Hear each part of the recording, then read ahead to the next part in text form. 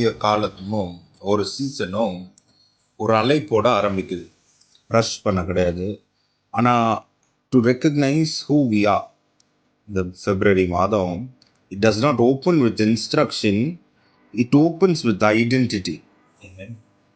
ஆண்டவர் ஒரு காரியத்தை ஜனங்களிடத்துல எதை கட்டணும்னு சொல்லுறாரோ சொல்றதுக்கு முன்பதாகவோ அவர் he establishes who will rebuild, யார் இதை திரும்பி கட்டுவாங்கன்றத அவர் ரொம்ப அழகா ஸ்தாபிக்கிறார்.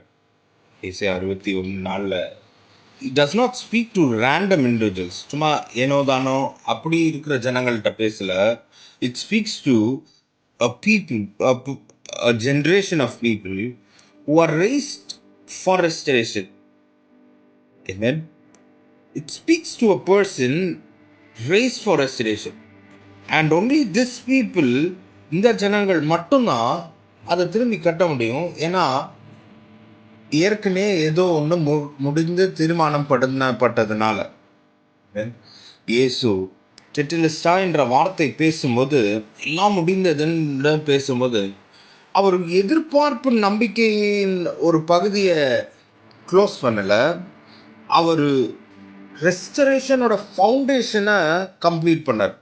அப்போ ஃபினிஷ்னா இட் டஸ் நாட் மீன் இன்ஆக்டிவாக இருக்கிற காரியம் கிடையாது. ஃபினிஷ்னா nothing else needs to be added. அப்போது இந்த பிப்ரவரி மாதம் எஃபர்ட்னால ஆனால் ஒரு உறுதியோட நம்ம இந்த மாதத்தை ஆரம்பிப்போம். You're not rebuilding to earn God's favour. தேவ தயவை பெற்றுக்கொள்றதுக்காக நம்ம கட்டி எழுப்பல. நம்ம திரும்பி கட்டி எழுப்புறதுக்கு காரணம் கர்த்தரோட தயவு ஏற்கனவே நம்மளுக்காக கொடுக்கப்பட்டது.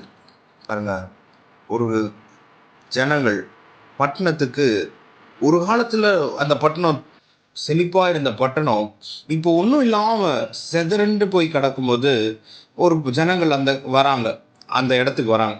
அந்த பட்டணத்தில் செவர்கள் உடைந்திருக்கு, வீடுகள் சூறையாடப்பட்டிருக்கு, கனவுகள் எல்லாம் தூசி கடியில் மடிச்சு அப்படியே புதைச்சி விட்டாங்க. இதுதான் ஏசாயா 61:4 பின்னாடி இருக்கிற பிக்சர். கர்த்தர் ரூயினை டினையே பண்ணல, பணா போனதை இல்லைன்னு சொல்லலை, இந்த டிவாஸ்டேஷனை மினிமைஸும் பண்ணலை. ஆனால் he also does not ask the people to mourn anywhere. போய் புலம்பு அப்படின்னு சொல்ல அவர் சொல்கிறாரு, you will rebuild. they will rebuildனா நீங்கள் ரீபில்ட் பண்ணுவீங்க. ரெஸ்டரேஷன்ன்றது கர்த்தர் உங்களோட அடையாளத்தை திருப்பி கொடுக்கும்போது திரும்பி ரெஸ்டோர் ஆகும். அதனால தான் ஆதி ஆமத்தில் பெஞ்சமின் பாருங்க, he was the last son.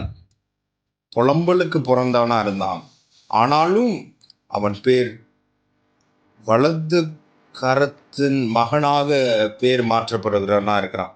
பெனோயிலிருந்து Benjamin மாறுறது. அப்போ Benjamin represents a people who live after suffering. நம்ம எல்லாருமே ஒரு விதமான ஒரு பாடுகளில் போயிருக்கலாம். ஆனால் இன்றைக்கு கிறிஸ்துக்குள்ளே இருக்கிறது நிமித்தமாக நம்ம ஒரு பெரிய ஜெயத்தை நம்ம பெற்றுக்கொள்கிறோம். He benefits from a victory. Benjamin பாருங்க, அவன் ஜெயம் எடுக்கல, யோசேப்பு ஜெயம் எடுக்கிறான். ஆனால் he is benefiting from a victory that they did not fight themselves. Joseph suffered, Benjamin received. Jesus suffered, you receive. Amen. I receive. Amen. அப்போ இதுதான் இந்த மாதத்தோட வாக்குத்தத்தம். You are not marked by fear. You are not driven by judgment. ஆனாலும் கிருபையும் தயவுனால கர்த்தர் உங்களை ஸ்தாபிக்கிற நாட்கள் இது. அப்போ God always raises a generation to rebuild from finished work. அவர் முடித்ததை நீங்கள் கட்டி எழுப்பும்படி உங்களை ஆண்டவர் அழைச்சிருக்கிறாரு. இந்த மாதத்தில் பெஞ்சமினோட ஆசீர்வாதத்தை ஆண்டவர் கொடுக்குறாரு. The pressure of earning is gone. சம்பாதிக்கணும் ஓடணும் அப்படின்ற அந்த அழுத்தம் இன்னும் வர நாட்கள் இருக்காது. இனிமே இருக்கிறது என்ன? இது ஒரு assignment. You are not called to fix everything. You are called to rebuild what God points out to. எதெல்லாம் தேவன் காட்டுறாரோ அதை மட்டும் கட்டி எழுப்புனா போதும். ஆனால் தைரியத்தோட, ஏன்னா அவர் ஏற்கனவே முடித்துட்டார். அப்போது நிறைய ஜனங்கள் என்ன செய்யலாம், ஐயோ நான் தகுதியற்றவன் அப்படின்னு சொல்லலாம். கட்டி எழுப்புறது கூட தகுதி, அந்த டேமேஜ் ஜாஸ்தி. டேமேஜ் ஜாஸ்தி, புலம்பல் ஜாஸ்தி, இது ஜாஸ்தி, அதாக்கும் இதாக்கும் அப்படின்னு ஏகப்பட்ட புலம்பல் இருக்கலாம். ஆனால் பாருங்க, வலி கூட பெருசாக இருக்கலாம், வலி ரொம்ப ஆழமாக இருக்கலாம், இல்லை ரெஸ்பான்சிபிலிட்டியே ரொம்ப பெரிய காரியமாக இருக்கலாம். ஆனால் கத்தர் பாருங்க, he does not choose rebuilders based on strength, he chooses them based on position. நீங்கள் கட்டி எழுப்புறது not because you are capable, because Christ has completed the work. பெஞ்சமினுக்கு ஆசீர்வாதம் தங்கினதுக்கு காரணம் 5 மடங்கு ஆசீர்வாதம் காரணம் யோசேப்பு எல்லாவற்றையும் எடுத்து விட்டான். அப்போ ஏசே 61:4 பர்சனலாக இருக்கலாம். ஏன்ஷியன்ட் ரூயின்ஸ்லாம் பார்க்கும்போது, பாலா போனதெல்லாம் பார்க்கும்போது காலங்காலமாய் குடும்பத்தில் அழிந்த காரியமாக இருக்கலாம், ஒரு விதமான எமோஷனல் வூண்ட்ஸாக இருக்கலாம், ஒரு விதமான தாமதமான அழைப்புகளாக இருக்கலாம், ஒரு விதமான ஸ்பிரிச்சுவல் ஃபெட்டிகாக இருக்கலாம். ஆனால் கர்த்தர் சொல்கிறாரு, these are not your shame, these are your assignment. Restoration is not a punishment, அது ஒரு நோக்கம், it is a purpose. இந்த பிப்ரவரி ஆரம்பிக்கும் போது வாய் திறந்து இதெல்லாம் எப்படி நான் கட்டுவேன், it's okay, we all understand, but don't ask that. ஆண்டவரே எங்க ஆரம்பிக்கணும் அப்படின்னு கேளுங்க. there's a difference. எப்படி இருக்கும் எங்கேக்கும் வித்தியாசம் இருக்குது. ரீபில்டிங் பிகின்ஸ் வித் ஒபீடியன்ஸுங்க, நாட் ஓவர்வெல். ஆமென். மாத்துவமல்ல தேவனே. Father, in the name of Jesus, we stand on the finished work as this month begins. நீர் எல்லாம் முடித்ததை நாங்கள் உறுதியாக பெற்றுக்கொள்கிறோம். We receive identity before instruction. We receive grace before effort. We receive assignment before anxiety.